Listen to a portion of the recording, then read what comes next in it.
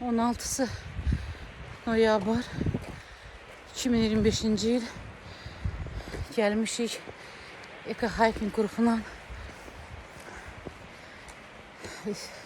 Lahaç yolunda. Hoşum Asma Körpünün yanından gedirik Zərnava kəndinə. Zərnava Müskəmbir marşrutu. Şimdi Asma Körpüdən keçib gedəcəyik. Mənzərə belə. Bu bizim qrup.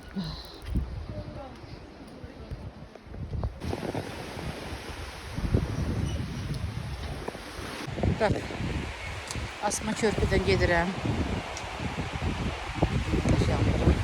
Onu da yandırım. Bu Asma Körpü. Geçək düzəldiblər.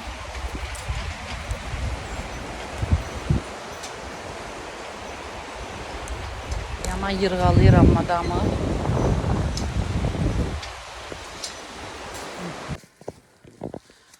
Kızlar buraya gelin. Bura bakın. Hara gedirik biz? Zərnavaya. Zərnavadan Müskəmirə.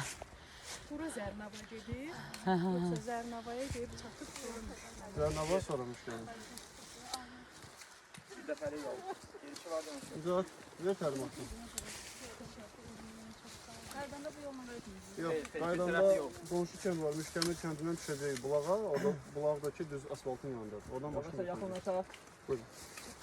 Bir daha salam dostlar. Biz bayaq Zərnava köprüsündəyiz. Buradan başlayırıq gəlişən. Tur müddətində iki vərəqimiz olacaq. Timur və Nay. Timurdan önə çıxmaq olmaz və məndən sona qalmaq olmaz. Zığırdan sağa sola çıxmaq olmaz. Tur müddətində kiminsə sağlamlığında bir problem olarsa bir bizə bildirir. Çubuqlarla gedərkən sağ əl, sol ayaq, sol əl, sağ ayaq dinsin. Bunun ikisini eyni anda sürür. Sümür düzlərə getirir. Tur müddətində kiminsə zibili varsa cibinə və yaxud da sumkasına qoysun. Tur müddətində musiqiyə qolunu verib qulaq asmaq olmaz. Nə qulaqlıq, nə telefon, nə də kolonka vasitəsilə.